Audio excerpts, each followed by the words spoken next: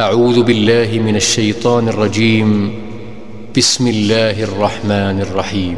الحمد لله الذي خلق السماوات والأرض وجعل الظلمات والنور ثم الذين كفروا بربهم يعدلون.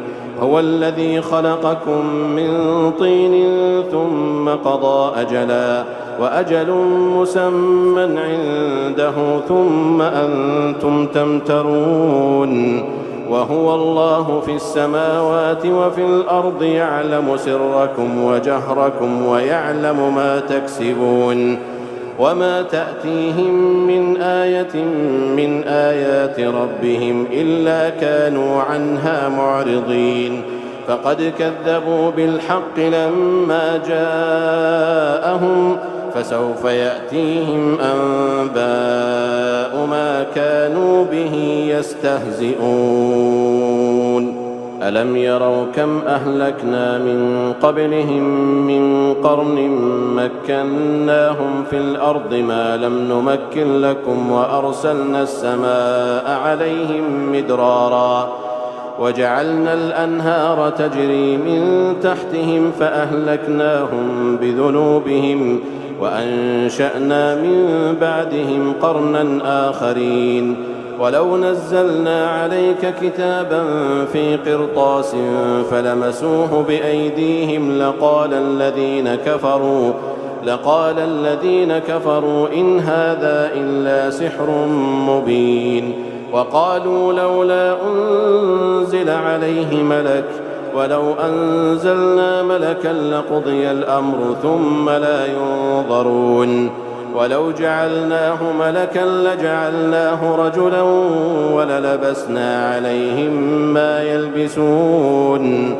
ولقد استهزئ برسل من قبلك فحاق بالذين سخروا منهم ما كانوا به يستهزئون. قل سيروا في الأرض ثم انظروا كيف كان عاقبة المكذبين.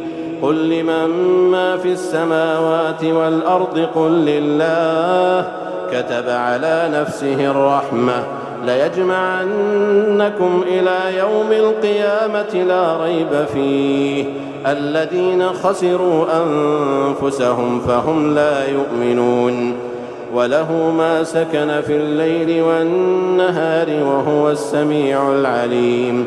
قل أغير الله أتخذ وليا فاطر السماوات والأرض وهو يطعم ولا يطعم.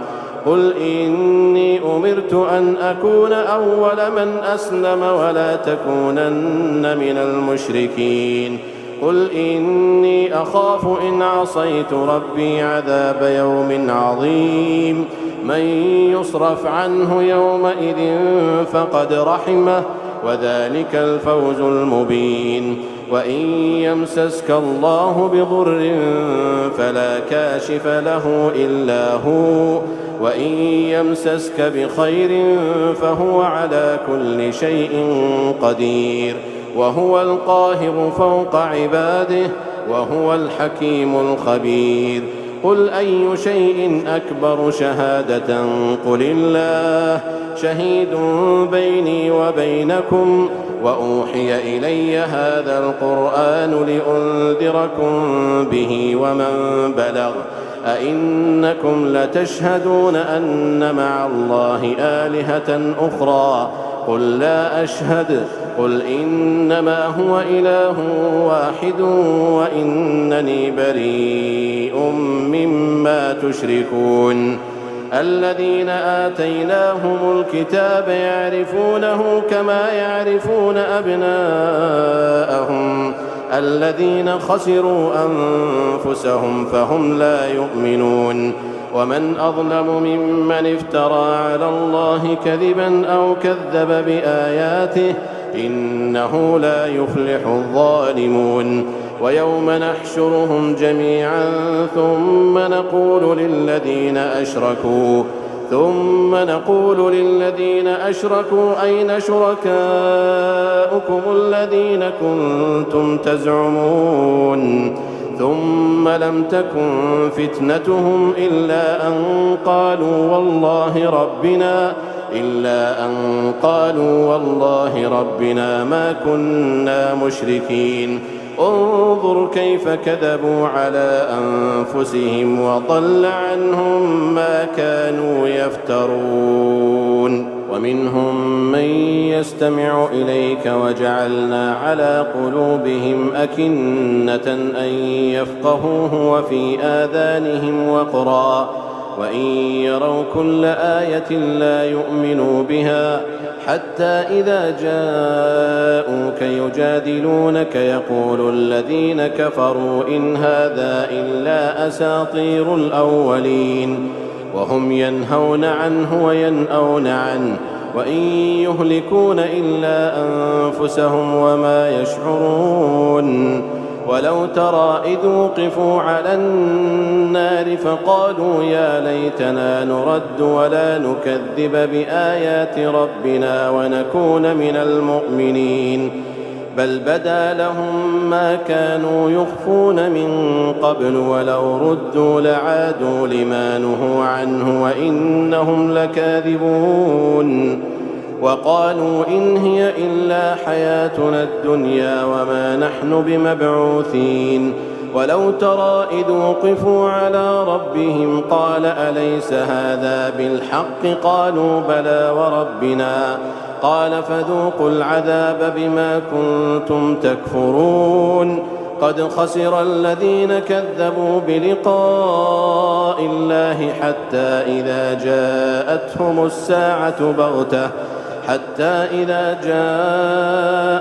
الساعة بغتة قالوا يا حسرتنا على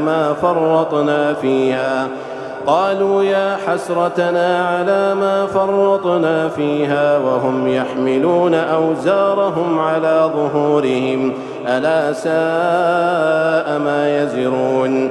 وما الحياة الدنيا إلا لعب ولهو وللدار الآخرة خير للذين يتقون أفلا تعقلون. قد نعلم إنه ليحزنك الذي يقولون فإنهم لا يكذبونك ولكن الظالمين بآيات الله يجحدون. ولقد كذبت رسل من قبلك فصبروا على ما كذبوا وأوذوا حتى أتاهم نصرنا ولا مبدل لكلمات الله. ولقد جاءك من نبأ المرسلين. وإن كان كبر عليك إعراضهم فإن استطعت أن تبتغي نفقا في الأرض أو سلما في السماء فتأتيهم بآية ولو شاء الله لجمعهم على الهدى فلا تكونن من الجاهلين. إنما يستجيب الذين يسمعون والموتى يبعثهم الله ثم إليه يرجعون. وقالوا لولا نزل عليه آية من ربه قل إن الله قادر على أن ينزل آية ولكن أكثرهم لا يعلمون. وما من دابة في الأرض ولا طائر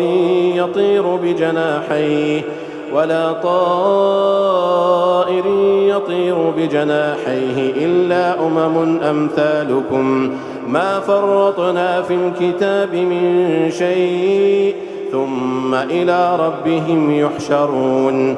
والذين كذبوا بآياتنا صم وبكم في الظلمات من يشاء الله يضلله ومن يشاء يجعله على صراط مستقيم. قل أرأيتكم إن أتاكم عذاب الله أو أتتكم الساعة أغير الله تدعون إن كنتم صادقين بل إياه تدعون فيكشف ما تدعون إليه إن شاء وتنسون ما تشركون. ولقد أرسلنا إلى أمم من قبلك فأخذناهم بالبأساء والضراء لعلهم يتضرعون فلولا إذ جاءهم بأسنا تضرعوا ولكن قست قلوبهم وزين لهم الشيطان ما كانوا يعملون فلما نسوا ما ذكروا به فتحنا عليهم أبواب كل شيء حتى إذا فرحوا بما أوتوا أخذناهم بغتة فإذا هم مبلسون فقطع دابر القوم الذين ظلموا والحمد لله رب العالمين. قل أرأيتم إن أخذ الله سمعكم وأبصاركم وختم على قلوبكم من إله غير الله يأتيكم به انظر كيف نصرف الآيات ثم هم يصدفون.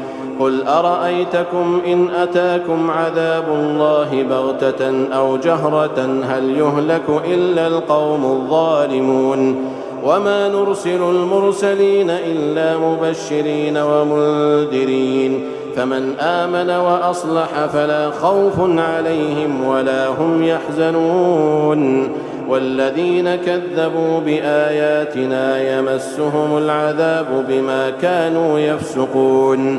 قل لا أقول لكم عندي خزائن الله ولا أعلم الغيب ولا أقول لكم إني ملك إن أتبع إلا ما يوحى إلي قل هل يستوي الأعمى والبصير أفلا تتفكرون.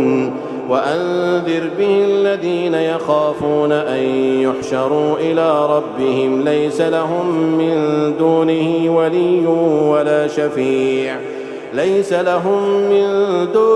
ولي ولا شفيع لعلهم يتقون.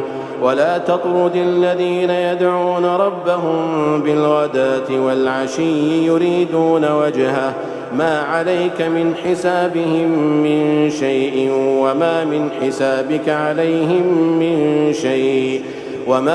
حسابك عليهم من شيء فتطردهم فتكون من الظالمين.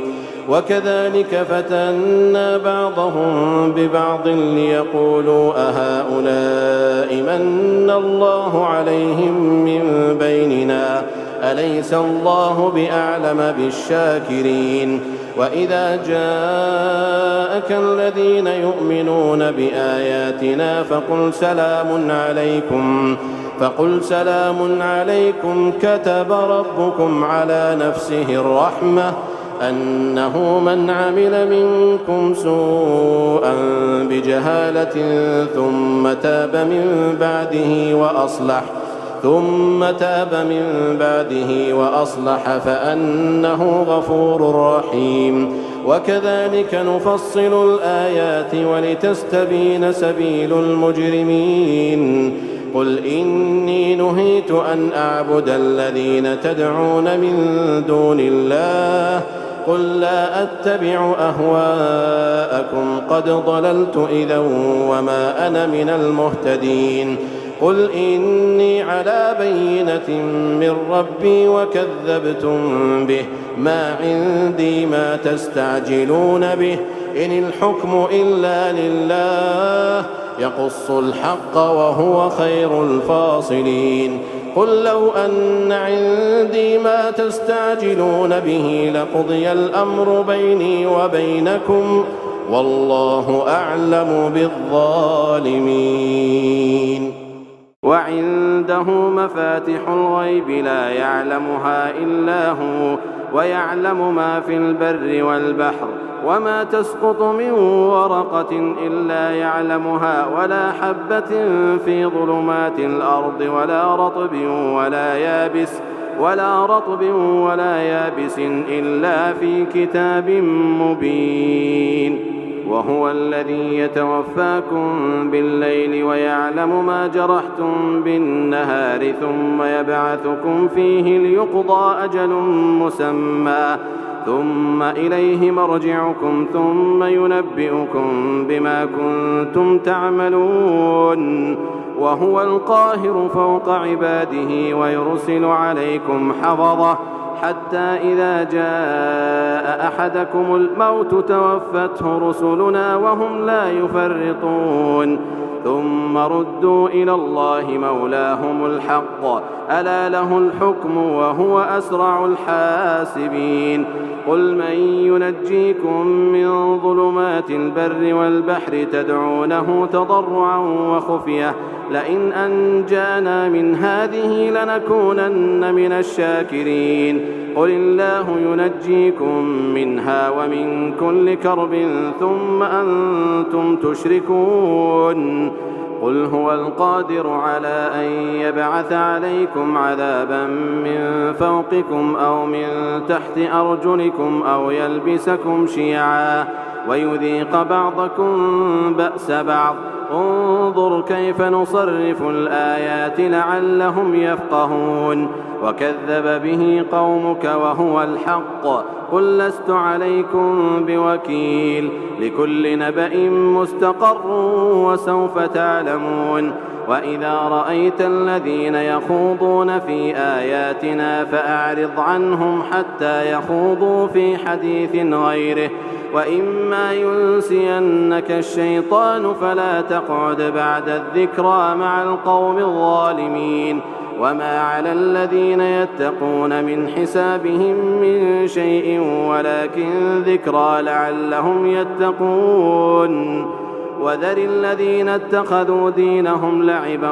ولهوا وغرتهم الحياة الدنيا وذكر به أن تبسل نفس بما كسبت ليس لها من دون الله ولي ولا شفيع وإن تعدل كل عدل لا يؤخذ منها أولئك الذين أبسلوا بما كسبوا لهم شراب من حميم وعذاب أليم بما كانوا يكفرون قل أندعو من دون الله ما لا ينفعنا ولا يضرنا ونرد على أعقابنا بعد إذ هدانا الله كالذي استهوته الشياطين في الأرض حيران له أصحاب يدعونه إلى الهدى ائتنا قل إن هدى الله هو الهدى وأمرنا لنسلم لرب العالمين وأن أقيموا الصلاة واتقوه وهو الذي إليه تحشرون وهو الذي خلق السماوات والأرض بالحق ويوم يقول كن فيكون قوله الحق وله الملك يوم ينفخ في الصور عالم الغيب والشهادة وهو الحكيم الخبير وإذ قال إبراهيم لأبيه آزر أتتخذ أصناما آلهة إني أراك وقومك في ضلال مبين وكذلك نري إبراهيم ملكوت السماوات والأرض وليكون من الموقنين فلما جن عليه الليل رأى كوكبا قال هذا ربي فلما أفل قال لا أحب الآفلين فلما رأى القمر بازغا قال هذا ربي فلما أفل قال لئن لم يهدني ربي لأكونن من القوم الضالين فلما رأى الشمس بازغة قال هذا ربي هذا أكبر فلما أفلت قال يا قوم إني بريء مما تشركون إني وجهت وجهي للذي فطر السماوات والأرض حنيفا وما أنا من المشركين وحاجه قومه قال أتحاجوني في الله وقد هدان ولا أخاف ما تشركون به إلا أن يشاء ربي شيئا وسع ربي كل شيء علما أفلا تتذكرون وكيف أخاف ما أشركتم ولا تخافون أنكم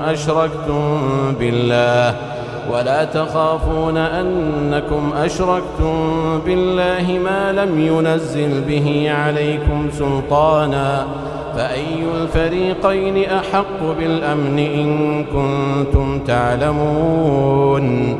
الذين آمنوا ولم يلبسوا إيمانهم بظلم أولئك لهم الأمن وهم مهتدون. وتلك حجتنا آتيناها إبراهيم على قومه نرفع درجات من نشاء إن ربك حكيم عليم. ووهبنا له إسحاق ويعقوب كلا هدينا ونوحا هدينا من قبل ومن ذريته داود وسليمان وأيوب ويوسف وموسى وهارون وكذلك نجزي المحسنين وزكريا ويحيى وعيسى وإلياس كل من الصالحين وإسماعيل واليسع ويونس ولوطا وكلا فضلنا على العالمين ومن آبائهم وذرياتهم وإخوانهم واجتبيناهم وهديناهم إلى صراط مستقيم. ذلك هدى الله يهدي به من يشاء من عباده ولو أشركوا لحبط عنهم ما كانوا يعملون. أولئك الذين آتيناهم الكتاب والحكم والنبوة فإن يكفر بها هؤلاء فقد وكلنا بها قوما ليسوا بها بكافرين. أولئك الذين هدى الله فبهداه مقتده. قل لا أسألكم عليه أجرا إن هو إلا ذكرى للعالمين. وما قدروا الله حق قدره إذ قالوا ما أنزل الله على بشر من شيء. قل من أنزل الكتاب الذي جاء به موسى نورا وهدى للناس تجعلونه قراطيس تبدونها وتخفون كثيرا وعلمتم ما لم تعلموا أنتم ولا آباؤكم قل الله ثم ذرهم في خوضهم يلعبون. وهذا كتاب أنزلناه مبارك مصدق الذي بين يديه ولتنذر أم القرى ومن حولها والذين يؤمنون بالآخرة يؤمنون به وهم على صلاتهم يحافظون. ومن أظلم ممن افترى على الله كذبا أو قال أوحي إلي ولم يوح إليه شيء ومن قال سأنزل مثل ما أنزل الله.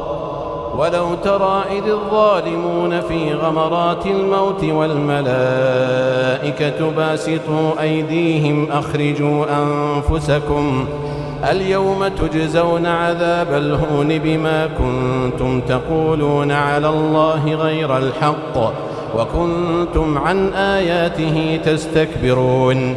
ولقد جئتمونا فرادا كما خلقناكم أول مرة وتركتم ما خولناكم وراء ظهوركم وما نرى معكم شفعاءكم الذين زعمتم أنهم فيكم شركاء لقد تقطع بينكم وضل عنكم ما كنتم تزعمون. إن الله فالق الحب والنوى يخرج الحي من الميت ومخرج الميت من الحي ذلكم الله فأنى تؤفكون. فالق الإصباح وجعل الليل سكنا والشمس والقمر حسبانا ذلك تقدير العزيز العليم. وهو الذي جعل لكم النجوم لتهتدوا بها في ظلمات البر والبحر قد فصلنا الآيات لقوم يعلمون وهو الذي أنشأكم من نفس واحدة فمستقر ومستودع قد فصلنا الآيات لقوم يفقهون وهو الذي أنزل من السماء ماء فأخرجنا به نبات كل شيء فأخرجنا منه خضرا نخرج منه حبا متراكبا ومن النخل من طلعها قنوان دانية وجنات من أعناب والزيتون والرمان مشتبها وغير متشابه انظروا إلى ثمره إذا أثمر وينعه إن في ذلكم لآيات لقوم يؤمنون وجعلوا لله شركاء الجن وخلقهم وخرقوا له بنين وبنات بغير علم سبحانه وتعالى عما يصفون بديع السماوات والأرض أنى يكون له ولد ولم تكن له صاحبة وخلق كل شيء وهو بكل شيء عليم ذلكم الله ربكم لا إله إلا هو خالق كل شيء فاعبدوه وهو على كل شيء وكيل لا تدركه الأبصار وهو يدرك الأبصار وهو اللطيف الخبير قد جاءكم بصائر من ربكم فمن أبصر فلنفسه ومن عمي فعليها وما أنا عليكم بحفيظ وكذلك نصرف الآيات وليقولوا درست ولنبينه لقوم يعلمون اتبع ما أوحي إليك من ربك لا إله إلا هو وأعرض عن المشركين ولو شاء الله ما أشركوا وما جعلناك عليهم حفيظا وما أنت عليهم بوكيل ولا تسبوا الذين يدعون من دون الله فيسبوا الله عدوا بغير علم كذلك زينا لكل أمة عملهم ثم إلى ربهم مرجعهم فينبئهم بما كانوا يعملون وأقسموا بالله جهد أيمانهم لئن جاءتهم آية ليؤمنن بها قل إنما الآيات عند الله وما يشعركم أنها إذا جاءت لا يؤمنون ونقلب أفئدتهم وأبصارهم كما لم يؤمنوا به أول مرة ونذرهم في طغيانهم يعمهون ولو أننا نزلنا إليهم الملائكة وكلمهم الموتى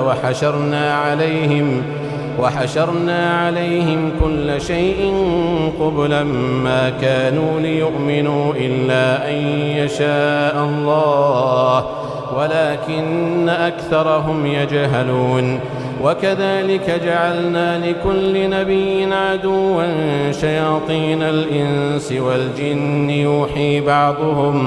يوحي بعضهم إلى بعض زخرف القول غرورا ولو شاء ربك ما فعلوه فذرهم وما يفترون ولتصغى إليه أفئدة الذين لا يؤمنون بالآخرة وليرضوه وليقترفوا ما هم مقترفون أفغير الله أبتغي حكما وهو الذي أنزل إليكم الكتاب مفصلا والذين آتيناهم الكتاب يعلمون أنه منزل من ربك بالحق فلا تكونن من الممترين وتمت كلمة ربك صدقا وعدلا لا مبدل لكلماته وهو السميع العليم. وإن تطع أكثر من في الأرض يضلوك عن سبيل الله إن يتبعون إلا الظن وإن هم إلا يخرصون. إن ربك هو أعلم من يضل عن سبيله وهو أعلم بالمهتدين. فكلوا مما ذكر اسم الله عليه إن كنتم بآياته مؤمنين. وما لكم ألا تأكلوا مما ذكر اسم الله عليه وقد فصل لكم ما حرم عليكم إلا ما اضطررتم إليه وإن كثيرا ليضلون بأهوائهم بغير علم. إن ربك هو أعلم بالمعتدين. وذروا ظاهر الإثم وباطنه إن الذين يكسبون الإثم سيجزون بما كانوا يقترفون. ولا تأكلوا مما لم يذكر اسم الله عليه وإنه لفسق. وإن الشياطين ليوحون إلى أوليائهم ليجادلوكم وإن أطعتموهم إنكم لمشركون. أومن كان ميتا فأحييناه وجعلنا له نورا يمشي به في الناس كمن مثله في الظلمات ليس بخارج منها كذلك زين للكافرين ما كانوا يعملون. وكذلك جعلنا في كل قرية أكابر مجرميها ليمكروا فيها وما يمكرون إلا بأنفسهم وما يشعرون. وإذا جاءتهم آية قالوا لن نؤمن حتى نؤتى مثل ما أوتي رسل الله أعلم حيث يجعل رسالته سيصيب الذين أجرموا صغار عند الله وعذاب شديد بما كانوا يمكرون. فمن يرد الله أن يهديه يشرح صدره للإسلام ومن يرد أن يضله يجعل صدره ضيقا حرجا كأنما يصعد في السماء كذلك يجعل الله الرجس على الذين لا يؤمنون. وهذا صراط ربك مستقيما قد فصلنا الآيات لقوم يذكرون. لهم دار السلام عند ربهم وهو وليهم بما كانوا يعملون.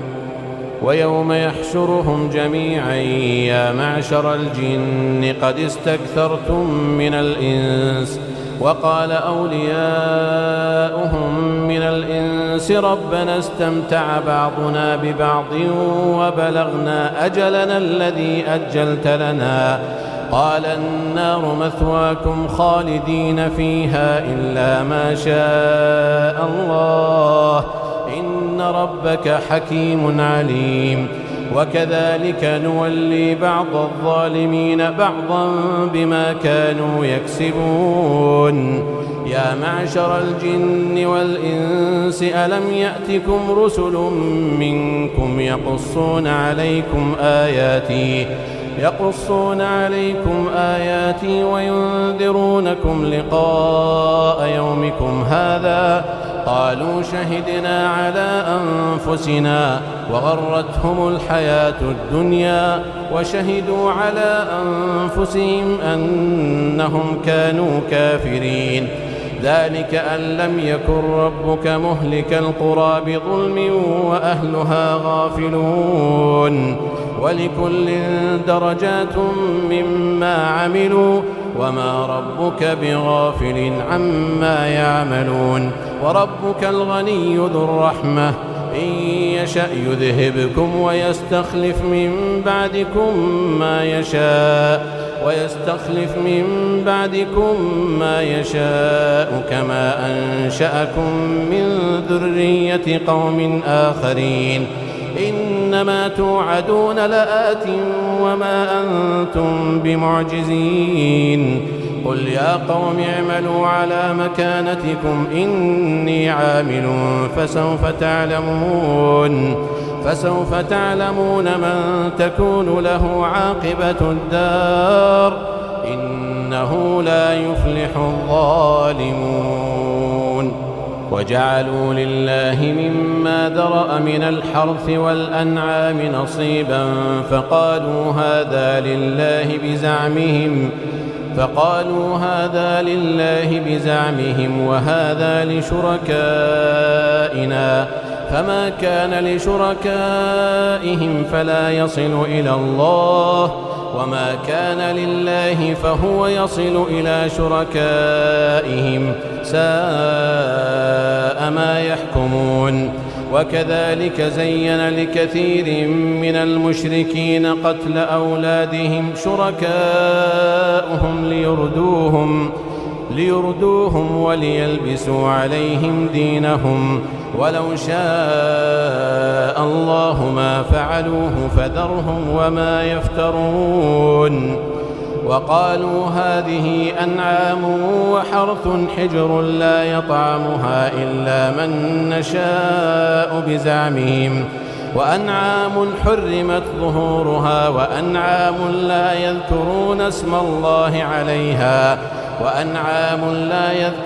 اسم الله عليها افتراء عليه سيجزيهم بما كانوا يفترون وقالوا ما في بطون هذه الأنعام خالصة لذكورنا ومحرم على أزواجنا وإن يكن ميتة فهم فيه شركاء سيجزيهم وصفهم إنه حكيم عليم قد خسر الذين قتلوا أولادهم سفها بغير علم وحرموا ما رزقهم الله افتراء على الله قد ضلوا وما كانوا مهتدين وهو الذي أنشأ جنات معروشات وغير معروشات والنخل والزرع مختلفا أكله والزيتون والرمان متشابها وغير متشابه كلوا من ثمره إذا أثمر وآتوا حقه يوم حصاده ولا تسرفوا إنه لا يحب المسرفين ومن الأنعام حمولة وفرشا كلوا مما رزقكم الله ولا تتبعوا خطوات الشيطان إنه لكم عدو مبين 8 أزواج من الضأن 2 ومن المعز 2 قل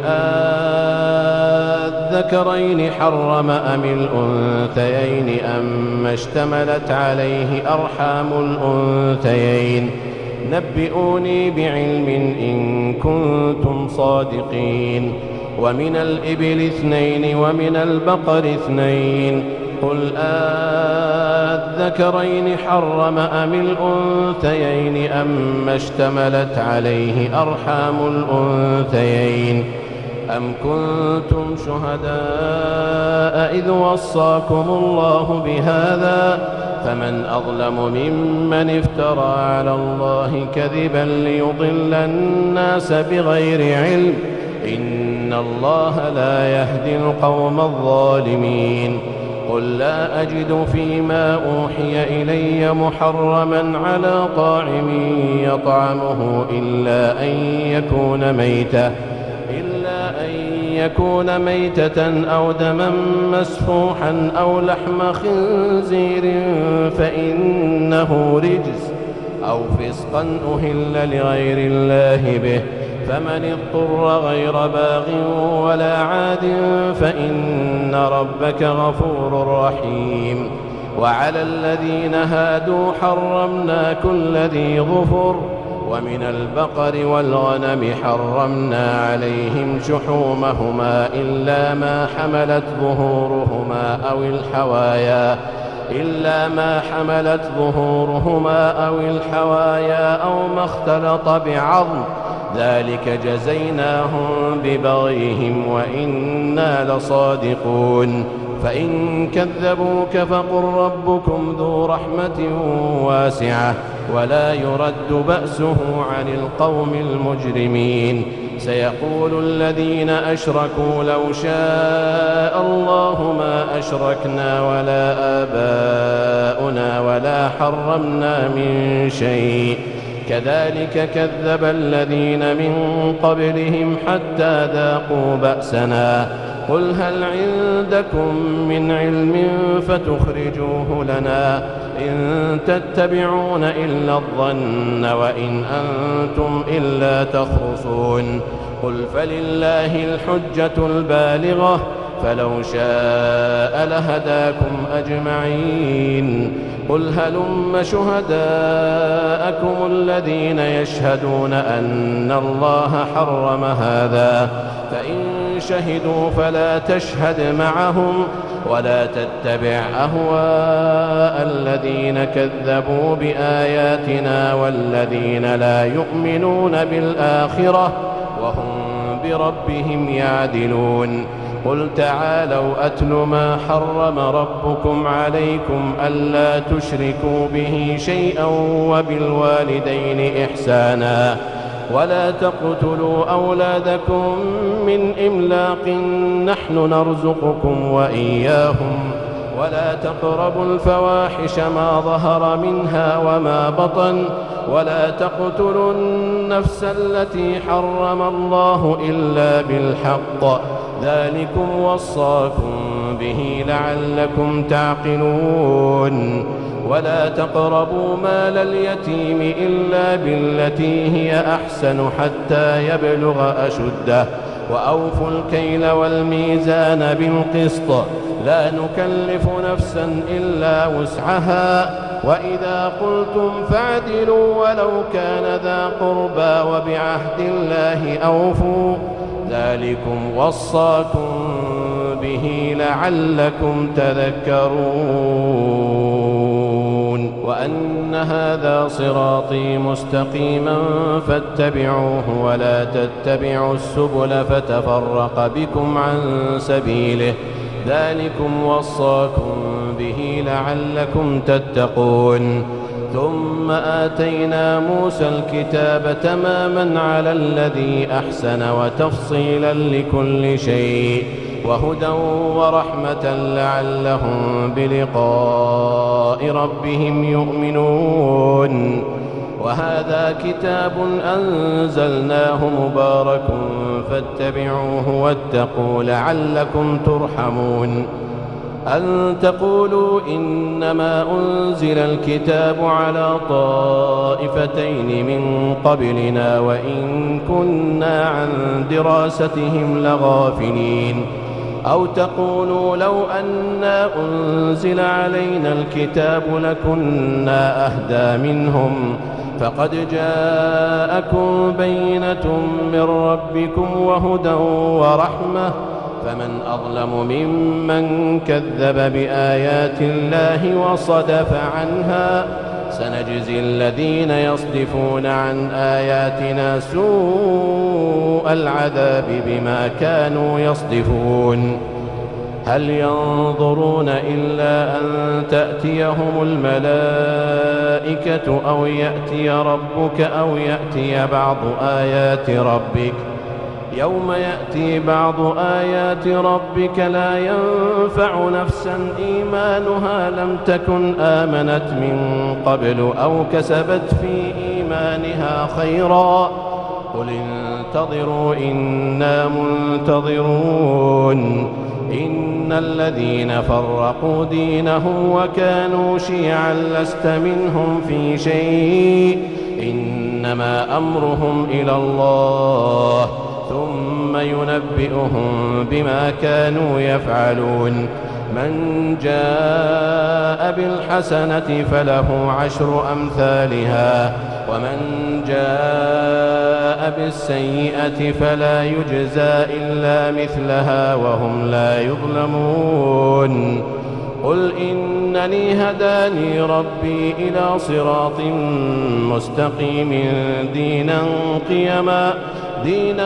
قيما ملة إبراهيم حنيفا وما كان من المشركين قل إن صلاتي ونسكي ومحياي ومماتي لله رب العالمين لا شريك له وبذلك أمرت وأنا أول المسلمين قل أغير الله أبغي ربا وهو رب كل شيء ولا تكسب كل نفس إلا عليها ولا تزر وازرة وزر أخرى ثم إلى ربكم مرجعكم فينبئكم بما كنتم فيه تختلفون وهو الذي جعلكم خلائف الأرض ورفع بعضكم فوق بعض درجات ليبلوكم فيما آتاكم إن ربك سريع العقاب وإنه لغفور رحيم.